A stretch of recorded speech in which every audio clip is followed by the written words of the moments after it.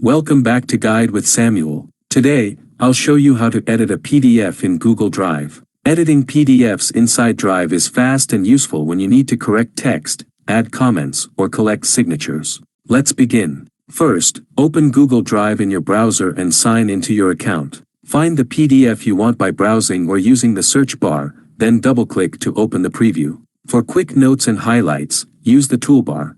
Click the comment icon to leave feedback tied to specific text. To annotate or add text boxes, click the three-dot menu, choose Open With, and pick an integrated editor like DocHub or Kami. These apps let you annotate pages and add text without altering the original file. To change the PDF's actual text, select Open with Google Docs. Drive will convert the PDF into an editable Google Doc.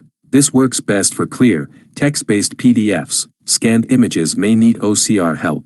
Edit the text, fix formatting, and verify page breaks after conversion. If the conversion isn't perfect, try reformatting sections manually or use an OCR tool, then paste corrections into the doc. When edits are complete, export back to PDF via file a download PDF document in Google Docs. If you used a third-party editor, use its export or save as PDF option to get the updated file. Rename the new file to avoid confusion. For signatures or fiable fields, choose an e-signature app from Open With or add signature images in an editor. Always preview the exported PDF to confirm fonts and layout. Quick tips: keep a backup before big edits, use version history to review changes, and check sharing permissions so collaborators can access the updated file. If you found this helpful, don't forget to like and subscribe to Guide with Samuel for more helpful tutorials. Thanks for watching.